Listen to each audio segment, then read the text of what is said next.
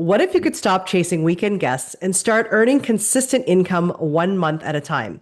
Hi, I'm Vivian Yip, host, investor, and founder of crewhomes.com and the Hestia certification. And I believe there's a better way to build wealth through real estate. Welcome to the Midterm Rental Movement podcast, where I sit down with real hosts from all walks of life who are building real wealth with furnished rentals and without burning out. You'll hear how they got started, where they invest, and how they've made the shift from Airbnb stress to sustainable, scalable income. Whether you're a short-term host tired of cleaning every weekend or a busy professional looking for a smarter income stream, this podcast is your blueprint. Ready to join the movement? Subscribe now. And if you've got a great fully furnished home, list it for free at crewhomes.com. That's CRUhomes.com. Because real freedom starts with real income 1 month at a time. This is why the pros don't rely on Airbnb alone. If you're still only using Airbnb or VRBO without any software connected, you are putting your entire business at risk, especially if you're hosting extended stays, because at that point, you're not just offering vacation rentals anymore. You could be creating tenancy issues without even knowing it. And if you're not collecting signatures on your innkeeper agreement, you are wide open. That's why I use API connected software like Journey.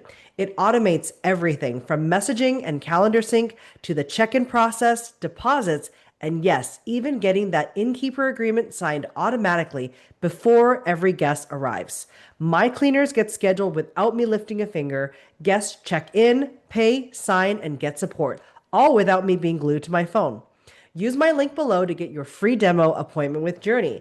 And if you use my link, you'll get access to a special insider program with no onboarding fees, no property listing minimums, just simple automation that protects your business and saves your sanity.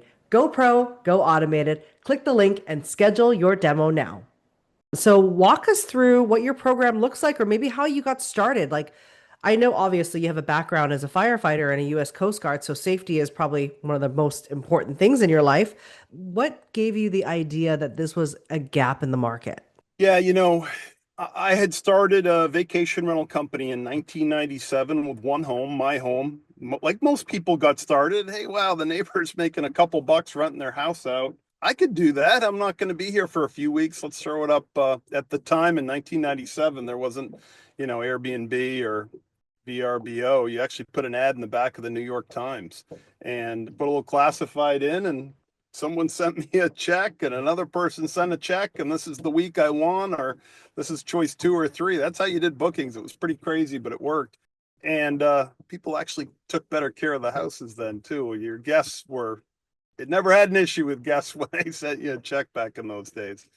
But I was doing that and eventually grew that into what became the largest vacation rental in the entire Northeast. We had 600 vacation homes under management at one time along the entire coast of Maine and lakes. It was called On the Water in Maine. And I'm still a firefighter. I feel like I've got common sense. I felt like a pretty smart guy. And all of a sudden one day, an incident happened and I was responsible for it. I had set up a hammock and I hadn't checked the hammock to make sure that it was okay. I was in a rush and a guest had plopped down in it, heavy set woman, and the S hook popped out of it and fractured her skull. It ended up permanently disabling her. If you were to talk to her today, you would think she had a stroke. And it was a very traumatic experience. There was lawsuits involved. Think about her every day. But when that happened, I said, oh my gosh, I'm on top of things and I let this happen. How does somebody who's maybe not even on top of things, how are they getting through this? How many of these incidents are happening? And that's when I realized there was nothing out there. And come to find out, there were a lot of incidents. In fact, when this happened in 2013, a lot of insurance companies were saying, yeah, we're not doing those short-term rentals. There's so many claims coming in on those. So that's when I said, all right, it's going to start with me. This is done. We're not going to do this anymore. So I created a checklist, and someone's commenting what happened to her head. She got hit in the head with an S hook. It was like she had been shot. It fractured her skull. Is that the piece that holds the hammock together? It whipped back into her Exactly. head? Yeah, but it whipped back into her head. And she was a heavy set woman, and the plopping down on the force, it broke that S hook through the hammock. The hammock was unfortunately rusty. The homeowner knew that. It was a case where I was doing him a favor. He actually had a new hammock. His caretaker was supposed to put it out. The caretaker was sick. Can you do a favor? Sure. I ran by. There's a new one, an old one. The house sleeps 16 people. I'll just put them both out. Whatever. I never took the time and realized that they all knew that the other one was rusty and should have been thrown away. The caretaker. That's how I got, you know, quick story. That's how the lawsuit ended up settling somewhat in my favor. Was that caretaker was supposed to have thrown it away and hadn't, and I was really stepping in to do a favor. But that's what the renter said to me. The renter said, we trusted you. We rented from your company and we just assumed everything would have been checked and safe. That was the big thing that changed everything for me, was recognizing that these guests are giving us the ultimate trust. I talk about the ultimate trust all the time now. There's very few people in the world that give you the ultimate trust that don't know you. And anybody who comes in and closes their eyes in your rental property and goes to sleep is giving you the ultimate trust that the smoke alarms work and they're going to wake you up when you go to sleep. And so that's been my mantra and my mission ever since. Yeah, I completely see how we open up our properties and they expect us to be keeping them safe. Just like as a woman that's going to travel to a hotel, I'm expecting security. I'm expecting locks on my door that the things will function. I actually had an incident at one of my properties last summer, and what we did was we retrofitted an old garage into a cabin on the lake. And because it was retrofitted, there's a lot of things that aren't to code. Like the stairs are uneven, they're a little bit higher than normal. And the lady, another heavier set woman, older in probably in her 60s or 70s, she tripped. She Oh, tripped and she fell. And I was really, really scared because it sounded like the wording that she used was that she worked for an attorney's office and she sees this stuff all the time. yeah. So I gave her her money back, but I also said, what suggestions do you have for me? She said, well, you need, these signs and all that stuff. So I put all the signs up that we have uneven staircases. You have to be cautious, all that kind of stuff. And hopefully I'm not going to get a letter a year from now, but, Right. but I see how this can be a big thing because all of us are buying all different kinds of properties. They could be retrofitted, they could be converted, they could have different kinds of balconies. I think the big one I heard about was like someone threw a party and the entire balcony fell off. Oh yeah. These That things deck happen all the time. collapses. Yeah, deck collapses happen all the time. I know of 14 so far this summer at short-term rentals that have resulted in injuries. Wow. All right. So like where do we go from here? What kind of tips do you have Yeah. today? One of the things that I like to start out with, and it's mind-blowing when you think about it that you haven't done this. I'm sure, Vivian, you've had guests over to your house, family, friends, they come over, maybe you have a dinner party. What's the one thing you always do when you have guests come over to your house? You go to the Turn on door turn and on you the greet lights. them, right? Yeah, you turn on the lights, you greet them. Hey, I was just doing a little landscaping out there. Watch out, I forgot to bring the garden trowel in. Don't trip on that. We greet and bring our guests in. In the short-term rental industry, this is the only setup where non-commercial people are allowed to enter an accommodation. Hotel, commercial, cruise ship, commercial. Short-term rentals, non-commercial, and we're letting people just show up. People we've never met, all ages, sizes, all that stuff. On top of that, they're usually tired. They've been traveling. They're not like maybe a friend coming over for dinner that just drove 2 blocks. These are people driving 6, 8, 10 hours. They're stressed. They've just been working their butt off so they could have that time to come stay in your rental.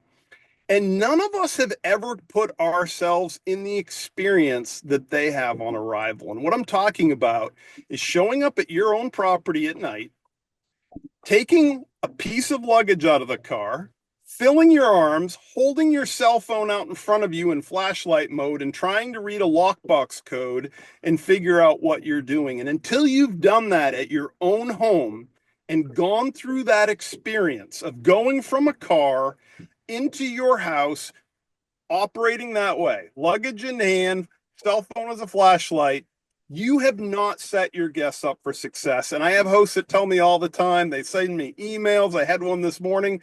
Justin, I heard you mention that at a conference recently. I tried it. Oh my God, I can't believe what my guests are going through to get here. And even then, I still know what I'm doing. We've changed so much about what we do with our property once we recognize and put ourselves in that position. Yeah. I actually got a review from someone recently that If you've got a rental, whether it's short term, midterm, or long term, you need a solid insurance policy that's actually made for landlords. I use Steadily because it's fast, digital, and built for real estate investors just like us. No long phone calls, no back and forth, just a clean, modern way to get coverage. You can get a quote in under 2 minutes with Steadily.com. Again, that's Steadily.com, modern insurance for modern hosts. Check out the link below to get your quote today. Said that they showed up at my property very, very late at night. And even though my listing says our neighborhood is kind of pitch black at night, but here are the specific, very specific parking instructions, but they struggled to find the entrance because it's a studio in the back of my house. They went through the wrong entrance. They thought they were breaking into someone's property. So he had a very unhappy experience. But all of my guests are checking in during the day. It was the one experience where he came in at 2 o'clock in the morning and he wasn't very happy about that. So, yeah, you're 100% right. Our perception of what people are going to do is never the reality of what they think or do. I saw somebody posted in a Facebook group this morning that they were so upset because they've had 20 guests at their property, never have an issue, and this 21st guest couldn't figure out how to work the shower. They sent the plumber over, they got $1,000 bill now, and it was all just because the guest couldn't figure out how to work the shower. That's going to happen. You've got to plan for that 21st guest and assume they're not going to be able to figure out your shower, even though 20 do. You've got to plan for that 21st guest who is going to have a hard time getting into your house, who's going to trip over a carpet, who's not going to understand where the lights are, all those type of things. We don't do enough to do that, and we have to. Yeah, 100%. So walk me through what does that safety program or safety certification do? How does someone that's been in this space or just entering the space, what do they need to learn from this program? The one thing that I think surprises people the most, I have people who go through our safety course. We're averaging about 10 people a day go through it, and everybody, as a requirement for completing the certification, has to write me a couple sentences about what it means to them that they've been safety certified. And every single person always says the same thing. I went into this course just thinking it'd be quick, and I already knew all this stuff. Oh my gosh, 90% of this was new to me. And that is because and I'm speaking generally to Americans, but it's really the same whether you're in Mexico or Canada or even over in the UK. We as a society in America are focused on the idea that safety training belongs in kindergarten and it should involve what to do and how to escape from a commercial scenario. You hear a fire alarm, get out, muster, calmly, slowly, all that kind of stuff. So that's where it stops. There's no more safety training after that. It's done. And so one of the things we've got to do is make sure that when we're taking, it's one thing if you want to take care of yourself that way. If you're fine with your kindergarten safety training and you're fine taking a quick look at a review for a smoke alarm, on Consumer Reports, that's great. But you've got other people who trust you. You need more training than that. And so it's very comprehensive. There's 77 points, we believe, on a checklist. When you're including in pools and hot tubs and saunas, watercraft, golf carts, bikes. There's so many different things you've got to look at and prepare for because, and this is on the legal side, you have a duty of care to take care of your guests. Yeah, I think a lot of people that are just entering or even not new to this space, the duty of care is really important. It is a legal term, right? Yes. Something happens that is going to be in the documents, and understanding what that encompasses is so important. So, how long does it take to do this certification training? Is it just learning, or is there actual implementation involved as well to get Yeah. certified? So the course as it's been for the past 5 years it's learning and then you're certified.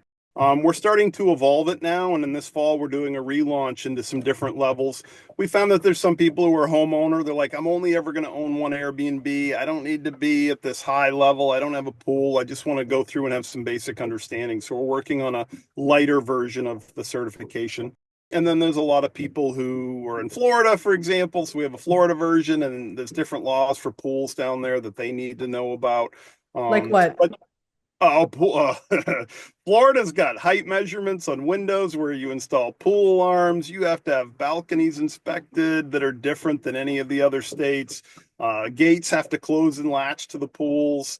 the heights of the pool gates, electrical inspections for your pool running hardware and your hot tub hardware. So there's a lot of different extra requirements that, let's say, in Michigan you don't have, even though you should do. Everyone should be following. Florida still has the highest number of pool drownings at short-term rentals. Arizona's number 2 right now. So even with those regs in place, there's a lot of people just go, those regs are ridiculous until they have an incident.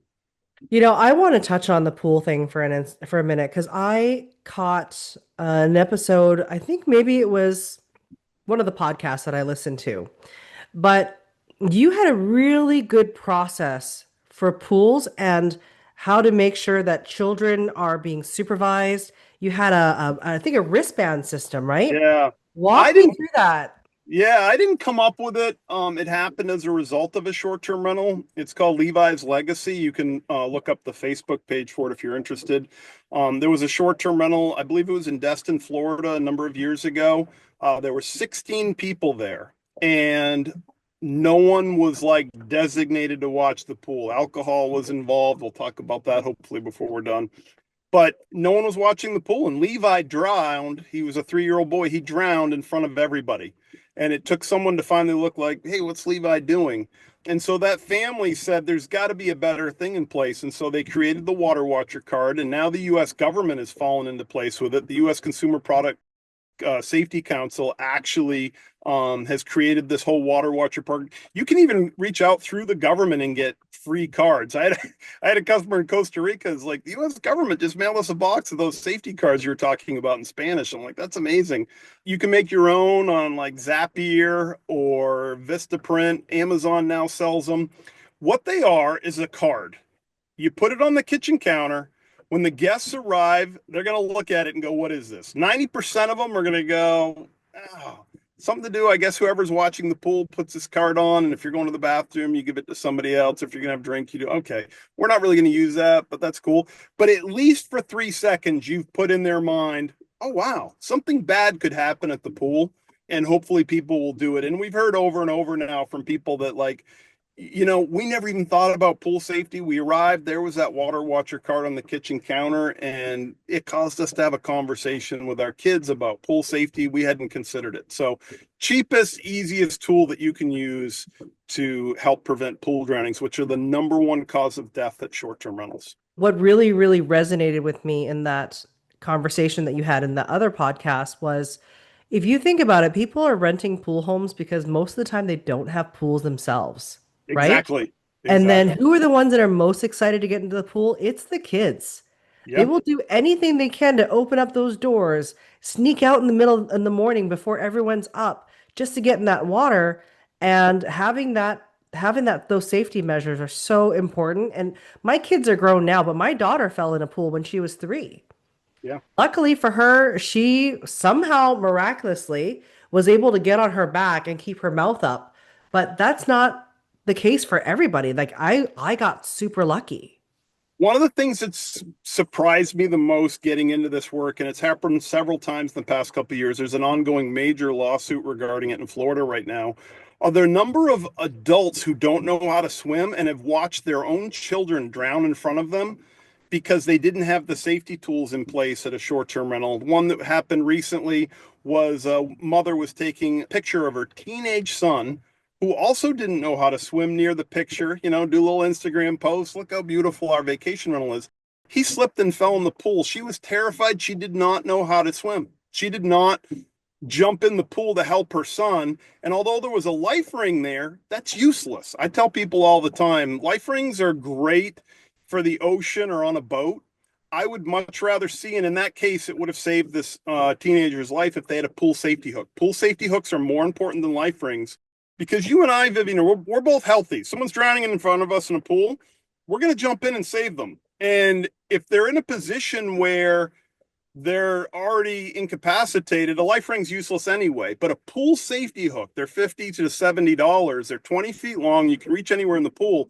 You can pull somebody in, and we need to make sure in our industry we're doing a better job. You'll see them at all the hotel pools, the Y, recreational pools. We need them at short-term rentals too. They're more important than a life ring. I'm having a little panic attack because I have a pool at my house and I don't have a pool hook. So Yeah. I'm gonna be ordering one of those for sure. Yeah. And make sure you mount it. I just had somebody who's like, I heard you, we did that. And then they put it on the other side of the pool. I'm like, who can't do it? One of the saves that I have a number of years ago in on Lake Norman in Charlotte, outside of Charlotte, North Carolina, was because I told a professional management company to install pool hooks. 2 weeks later, um, grandma was watching the kids while the parents went out to dinner, and one of the kids was drowning. Grandma had hip replacement surgery. That's why they rented the house, so that grandma could recover, they could be with her. She couldn't get in the pool. The only way she saved that 2-year-old's life was because she was able to grab the pool hook and pull him in. And I'll tell you what, when I got that phone call, my whole 6'5" body was on the floor when the father told me I get to walk my daughter down the aisle someday, because you told them to put that pool safety hook in. If it wasn't there, they wouldn't have made it. You're doing incredible work, Justin. It's Yeah, very this is so important important. work. So what happens next? So someone starts an Airbnb, they want to become more educated, they want to be a, a better host. Yes. How do they get involved in taking the safeties course? How much does it cost? Um, Everybody here who's live, I'm taking a screenshot right now. I'm sorry for those of you who didn't tune in live today. Everyone here who's live, it's $350 for the safety course, but everyone here who's live, just shoot me an email and I'll give you a free promo code so you can take the course for free. I'll figure something out to give a little discount if you at least tuned in, even though you didn't live. I understand some people are caught I in will traffic. actually send you the list of people that registered and joined today. Okay, yeah, That way they perfect. don't even have to contact you, and every single one of you will get an email with that coupon code. How's that sound? I think it's going to be great. People are they're mind blown. There's a 16-minute video in there that explains smoke alarms, and over and over everybody, I mean, it's interesting because when you it's going to explain everything about every problem you've ever had with smoke alarms. You're going to go, "Oh my God, that's happened to me and I got a new one. I didn't know that's all I had to do was vacuum it." So all these different things about Wait, did you smoke say alarms. vacuum a smoke alarm? Yeah. Yeah, that's a long story, but the quick run of it is every single residential consumer smoke alarm sold in the United States, Kitty, Nest, First Alert, BRK, all of them, Xsense, all of them having the instructions that you're supposed to vacuum them on a regular basis to keep the dust out. The dust causes false alarms. False alarms happen at 1 or 2 in the morning because they have dust in them. You stop moving, airflow in your house is stopped, the dust particles drop, they set it off, and then you think the alarm's bad. Or worse, and we've had 2 fatal fires because of this in the past 4 months. The guests pull the batteries, don't tell you that they did. You got to vacuum your smoke alarms. That's why you have the dust attachment for your vacuum cleaner. Get up there and do it. I'm not making this up. Look in your instruction manual. You're all going to go, wait a minute, what? I never knew that. It's like the instruction manual for a smoke alarm is 26 pages long. They didn't just put all that ink on there because they thought, whatever. Most people just open out of the box and go, oh, I don't want it in the middle of my room. It's so ugly. I'll put it over there. Well, great. Over there, it's never going to go off. Do I need to open it and vacuum it or just vacuum around it? You can just vacuum around it. And here's another little tip. If you live in an area where you have lots of insects, those also cause issue. You can just spray a little bit of Raid on a rag and before the summer season, just wipe around the smoke alarm. That'll keep the bugs from going in there. They love the warmth inside of it, and they also die and trip them all the time too. So another little tip there. Okay. There was something that caught my eye. I think it was last week. There was a picture of a pitcher of water inside a fridge. Yes. Talk to me about that because I think that was really shocking to me as well. And I just think about how many people out there have these seasonal rentals and then there are months that go by at a time where there's nobody in the home. So, what was that picture? What did it represent? Yeah. It's a little sustainability here too. Stop and think about this for a second. Average occupancy for a short-term rental in the United States is 60%. Okay, so 40% of the time, there's 2.2 million homes in America sitting empty with nobody in it. The fridges are empty and they're running. And that requires over 900 railroad cars of coal to create the energy to run those refrigerators. Consumer refrigerators, the one you get at Home Depot, Lowe's, whatever, Best Buy, Whirlpool, Samsung, GE, All of those have 1/3 horsepower or smaller compressors in them. They're designed that the average American has a full fridge. Americans are hoarders. We've got salad dressings, maple syrup, all that stuff.